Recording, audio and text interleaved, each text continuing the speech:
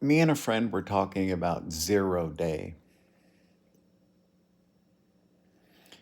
I said there needs to be a 0 day, and this has to do with there will come a moment, and it will be an overnight thing. This is not going to be a painful, slow withdrawal of real estate value. We know that Thwaites is going to melt.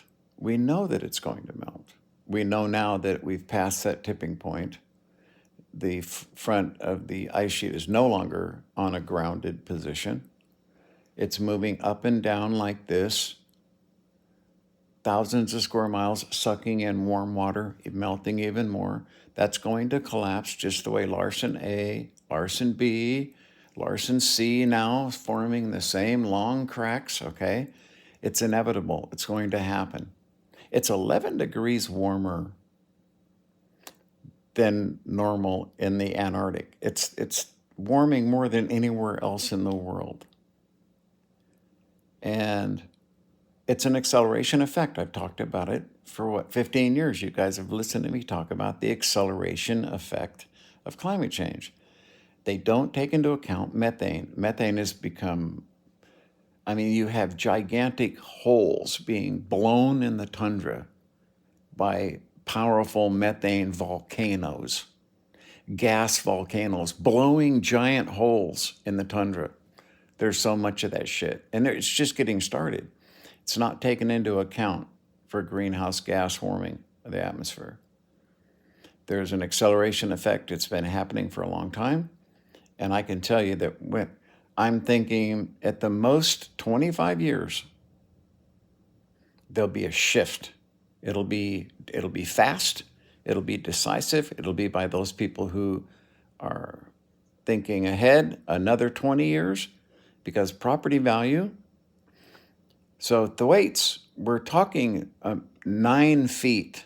If just that section, not Greenland or just that section of the western archipelago of the Antarctic melts. That's 9 feet, which means all of the most valuable property, New York, Florida, Bay Areas, everywhere, that's Louisiana, the contamination, the lack of fresh water will be devastating in those areas. The Mississippi River will back up hundreds of miles.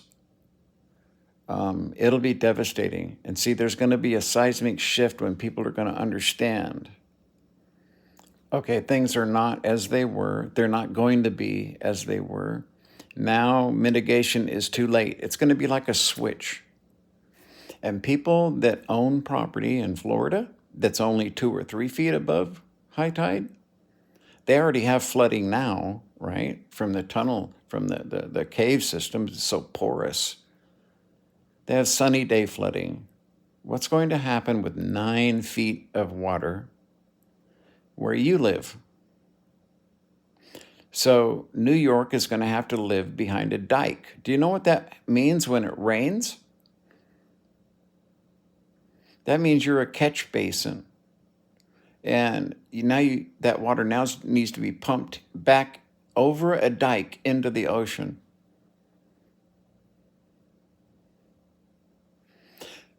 Holland, there are places in Europe who've been dealing with water longer than us, okay? They have technologies, and we could learn a lot from them, but I can tell you it's going to be ugly. Florida, it's going to be ugly. Property that is worth hundreds of millions of dollars will be worthless. Worthless. The insurance companies are already leaving because they see what's coming. The first time there's another big hurricane that wipes out a large portion of Florida, goes all the way across the state, that'll be it. There'll be no more, you won't be able to insure your home for any price. And I can tell you, with just a couple of feet extra of water, Florida's fucked, let alone 9 feet. And that is just the western archipelago of the Antarctic. See, I was told when I was young, and I'm old now, but I was told in my 20s that when you see, Laren, when you see the western archipelago of the Antarctic start to break up, it's too late. And here we are. Larsen A, Larsen B, Larsen C, the Thwaites, Pine, all those ice sheets are breaking up now.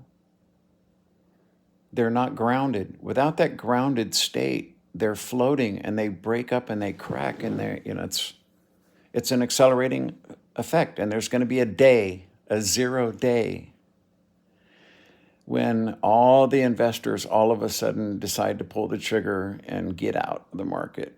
And it'll happen overnight, man. Shit will be going for fire sale prices on the coast. New York will have to live behind a dike. Manhattan behind a dike. Actually, the whole area will have to be, around a dike. Louisiana and those kind of, they're fucked.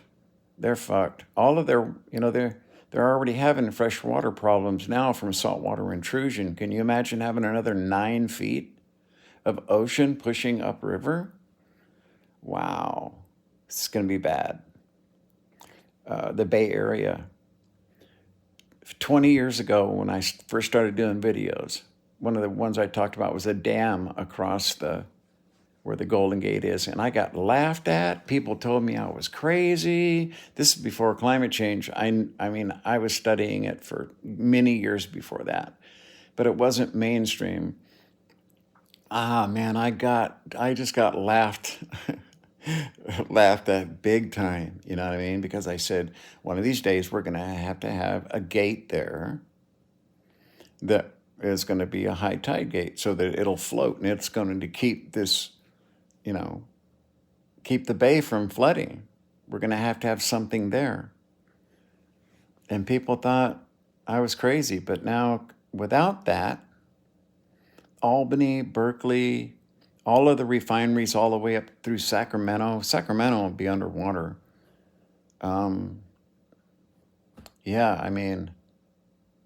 That whole area, and they're just devastated. The entire Bay Area, Alameda, San Jose, Castro Valley, Oakland, Lafayette.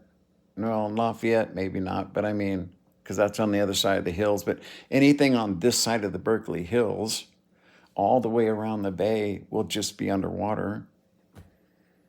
At high tide, especially king tides, you'd have to have a dike that's going to be 6 feet tall. Will be like the Japanese with their flood walls for tsunamis. The property values of these places in Florida, these beachfront properties, right? Where you see the guy's got his boat and a dock, and his house is about 2 feet up from the level of the water, maybe 3 feet at high tide. That's when they take the pictures, of course, because it looks better than having a big, ugly black spot on the wooden piers, you know what I mean? But if you add 9 feet to that guy's house is under 3 feet of water, 6 feet of water. The entire coastline of Florida will be remade. All the keys will all be underwater. Can you imagine the property value? The money that will be lost. Can our economy even take that? You see, this is why I know the property that I'm at, I want to leave to our grandkids and our great-grandkids, because we live at the level where we'll be above the highest possible water level when all the ice melts. And we'll still be far enough when Thwaites goes and Greenland goes, down here will be a lake. It'll be a brackish lake. And they'll have to grow food at a certain altitude, most likely between, say, 500 feet and 800 feet.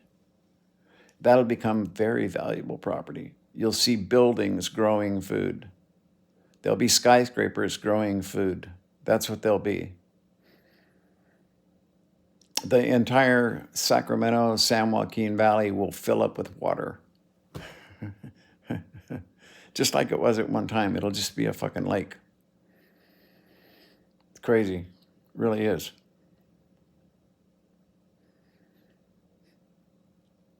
It's going to be a day. It'll happen quick. I mean, when I say quick, I mean like there'll be like at the beginning of a fiscal year, somebody's going to understand, okay, if I don't get out now, I may not get out in time, because once people start to sell and the panic sets in that your fucking property value is went from a $10 million home to a fucking $300,000 home because somebody can live there for 15 years before they're flooded out.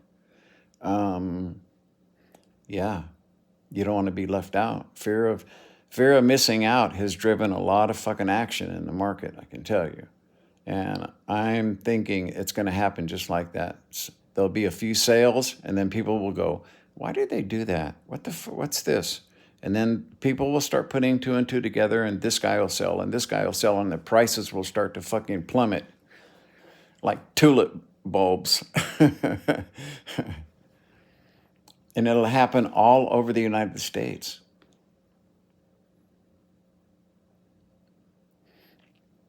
Which will make property above the waterline valuable, way beyond anything that people even could dream of around here. You know what I mean? A square mile of this property in here will be going for $1 billion because they'll need it to grow food for the world. Pretty dire, huh? But you know, it's the only logical conclusion. So, you see, why do they not take into account methane in the current models when you have gigantic holes being blown in the fucking, tundra in Siberia, hundreds of feet deep, hundreds of feet across, gigantic fucking holes. There's so much methane blowing out of there. Solid ice. It takes a lot of methane pressure to do that, right? But it's not taken into account. And that's where the acceleration is coming from. And it's increasing constantly. Okay, so now I think I've got most of my depression out. Fucking war and the world destroying itself. What a day. But I do feel better talking about it. If you don't have a YouTube page where you can do this, I suggest you get one. It does help.